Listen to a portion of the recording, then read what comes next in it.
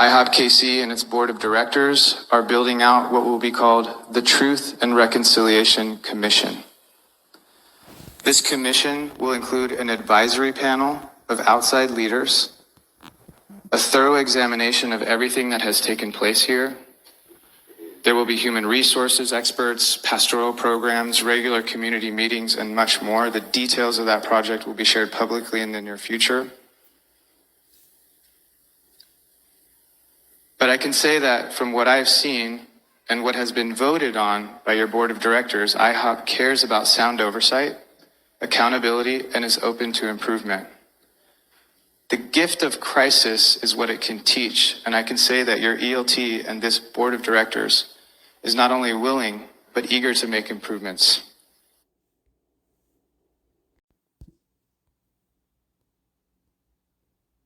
Hey everyone, happy Monday. I hope you are off to a fantastic week.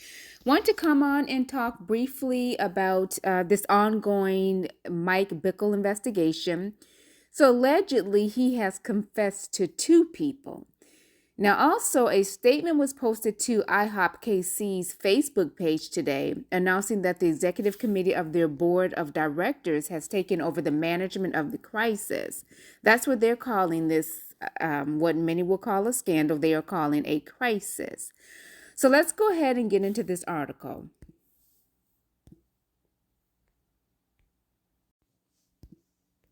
Since allegations surfaced in late October that Mike Bickle abused multiple women over several decades, Bickle has not spoken publicly, but he has confessed privately to making bad judgments and bad mistakes with a woman who accused him of misconduct, according to a ministry leader connected to the International House of Prayer, Kansas City. Dan Bohi, founder of Becoming Love Ministries, told TRR that soon after the allegations became public, Bickle made a private confession to me based on James 5. James 5 through 16 exhorts believers to confess their sins to each other so that you may be healed. Bohi speaks regularly at IHOP KC, and according to a video of a 2021 IHOP service, Bohi's ministry gives $100,000 or more to IHOP KC a year. IHOP KC also encourages its community to give to Bohi's ministry, as is also shown in the 2021 video. Bohi said Bickle's confession involved the same woman who told TRR in an exclusive interview that Bickle had abused her from 1996 to 1999, when she was just 19 to 22 years old, and Bickle was in his 40s. At first, Bohi told TRR he didn't want to say anything about the confession because it was private. When TRR noted that Bickle was serving in a public ministry and might be disqualified from ministry if the allegations are true, Bohi said he's disqualified himself. Bohi added that Bickle said he's not going to minister again until everything is made right. Bohi said he didn't want to talk about the specifics of Bickle's confession, but when pressed, Bohi said Bickle admitted he made bad judgments and bad mistakes that he's repented of.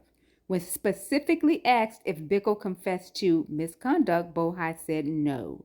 TRR reached out to Bickle's through his attorney, Patrick McClerney of Spencer Fane LLP, asking for a comment about Bickle's alleged confession to Bohi. McClerney did not respond. According to Bohi, after hearing Bickle's confession, Bohi reached out to the husband of the woman who accused Bickle of clergy abuse, called Jane Doe, in TRR's article. Bohi said he and Doe's husband had several phone conversations about meeting with Bickle to try and resolve things, but nothing came of it. As TRR reported previously, Bickle and Doe's husband met in early October before the allegations became public. During that meeting, Bickle denied the allegations, according to Doe's husband. Bickle then followed up with an email saying if Doe went public with the allegations, it would be the greatest betrayal of my life. Bickle also said he would have to remove financial support from Doe and her husband's ministry if Doe went public. TRR reached out to Doe's husband for a comment about his conversation with Bohi, but did not receive any on-the-record response.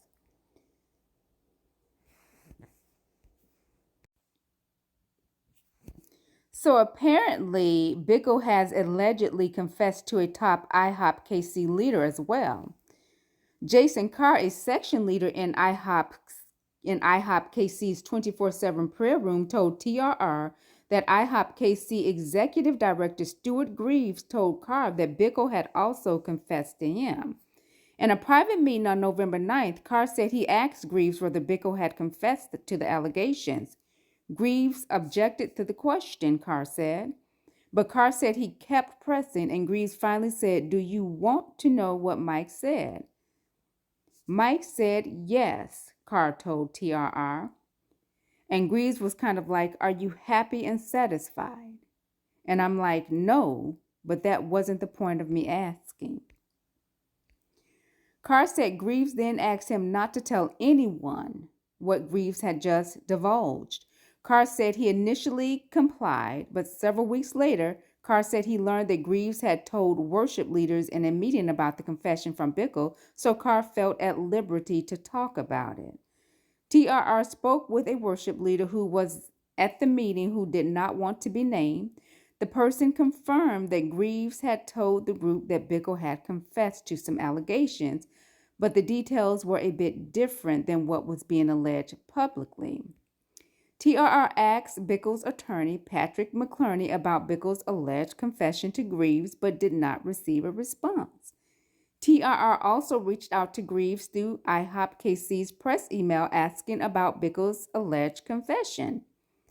IHOP KC replied, "All communications and inquiries to or for Mr. Bickle regarding the Jane Doe you asked about should be addressed to Mr. Bickle's legal representation, Patrick A. McClerney, at Spencer Fane LLP." However, earlier in that week, IHOP KC's ELT released a statement about those allegations to the Christian Post.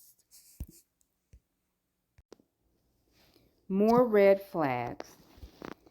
Carr said his private conversation with Greaves on November 9th raised several other red flags. Carr said he pressed Greaves about hiring a third party during the conversation.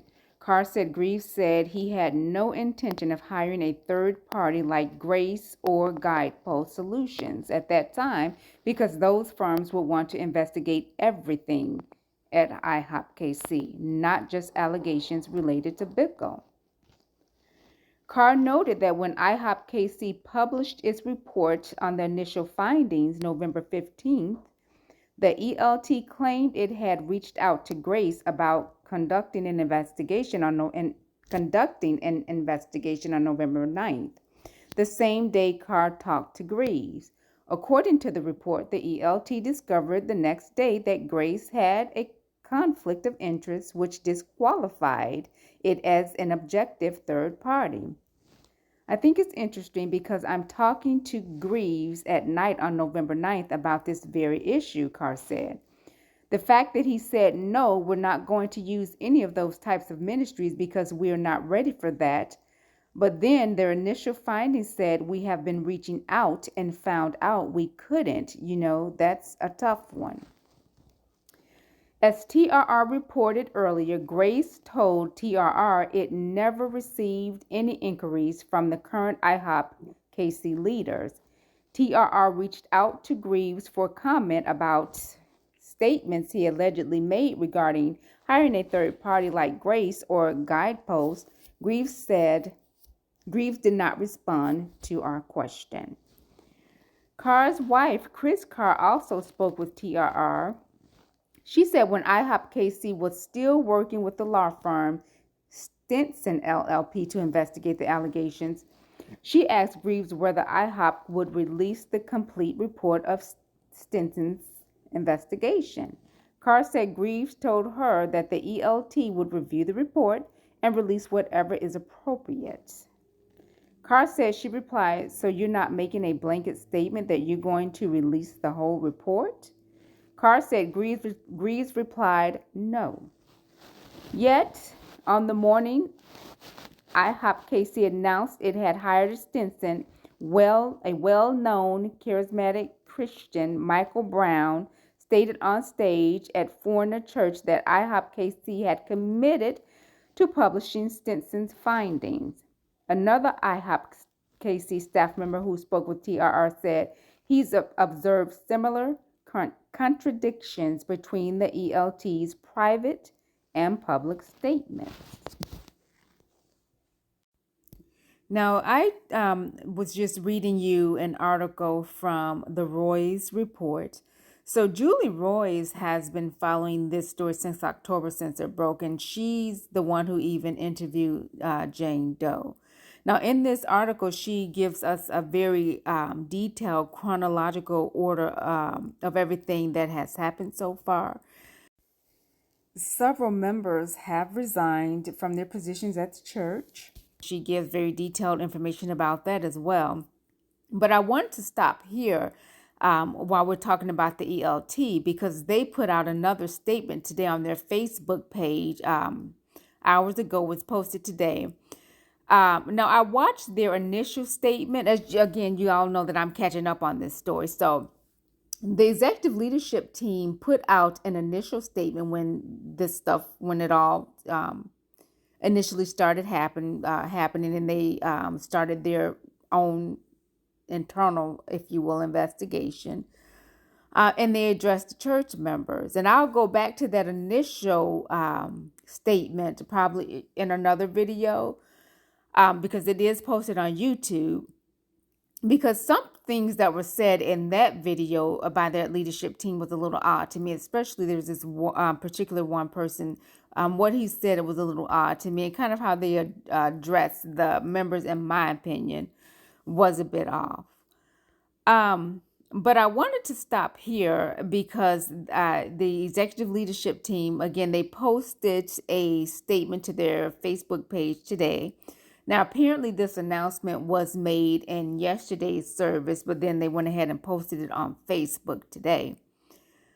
So let's go ahead and get into the statement that they posted to their Facebook page.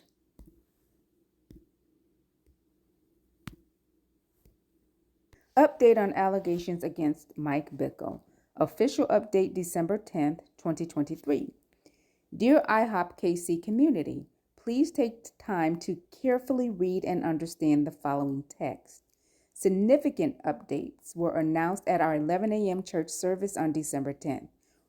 Watch the full service here. There's a link that's given to the service.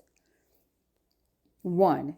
ELT passes management of the crisis to Board of Directors.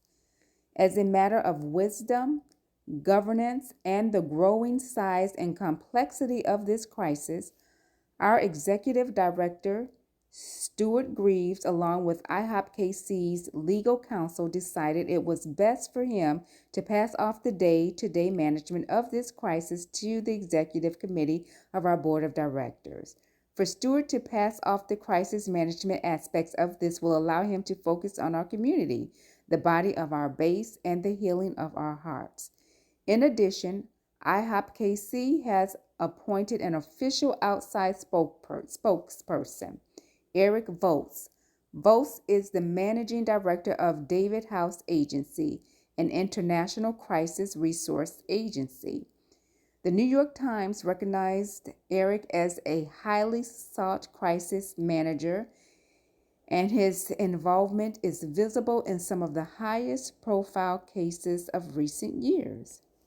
2. IHOP KC has engaged a new third party to conduct an independent and impartial investigation.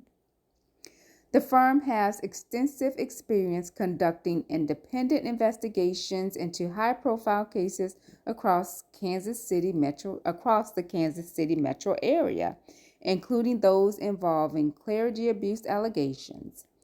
They are highly sought after due to the skill and thoroughness by which they conduct investigations. Importantly, they are also trauma-informed. IHOP KC does not control this investigation, meaning that it has no ability to dictate the process or outcome. While IHOP KC is shouldering the financial burden, the investigators operate completely independent. The investigators have already started. IHOP KC has turned over its documents, and the investigators are in contact with the advocate group and all known alleged victims. The length of time it takes for this investigation will depend on several factors, the main one being whether or not the alleged victims and parties involved are willing to participate. We hope that they will participate so that truth can be brought to light quickly. Since they have already started the investigation, their identity is not a secret. However, IHOP KC will not be publicizing the names of the investigative firm, lead investigators, or any members of the investigative team in order to avoid any interference with their ability to conduct the investigation. To be clear, neither the investigator nor firm have ever had any ties to IHOP KC or any relationship with any of the involved parties. 3. The Truth and Reconciliation Commission has been formed. Lastly, Volt has announced that IHOP KC and its board of directors are planning to go beyond the third-party investigation by building out what will be called the Truth and Reconciliation Commission. This commission will include an advisory panel of outside leaders, a thorough examination of everything that has taken place in the past weeks, human resources experts, pastoral programs, regular community meetings, and much more. The details of that project will be shared more in detail in the near future.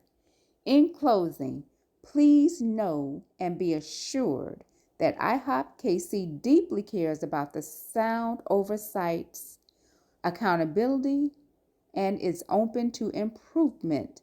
This gift of crisis is what it can teach IHOP KC.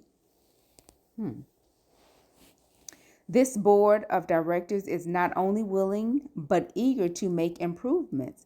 We thank you for your patience and prayers. Executive Committee, IHOP KC Board of Directors.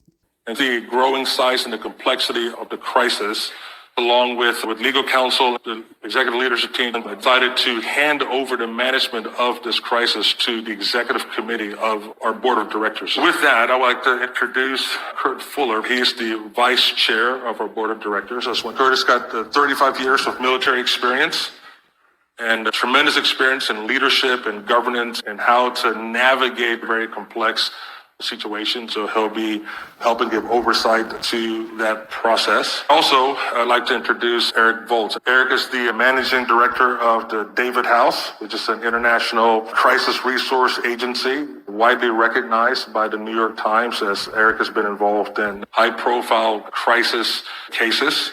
I've appointed him to be the official spokesperson for IHOP to begin to make statements. Now, it's interesting to me that they have removed Stuart Greaves from this investigation, or as he says, he's handing over the management of this crisis. Just based on that prior article that I read by TRR, I don't know. He seemed like he was doing things just a little iffy. And it seems like a lot of people were starting to question him. That's just my observation. I'm not saying that it's true. I'm just telling you what, as I was reading through that article, what it felt like to me. But anyways, that's interesting. So I'm still going to stay on top of this story. Again, I do want to come back and talk about the initial statement that the ELT put out, because again, they said there was one particular person that really said something that was kind of, I don't know, odd to me. And then also I'll probably go over the resignations that the church has. It seems like quite a few people have submitted their resignation. So I kind of want to go over that also.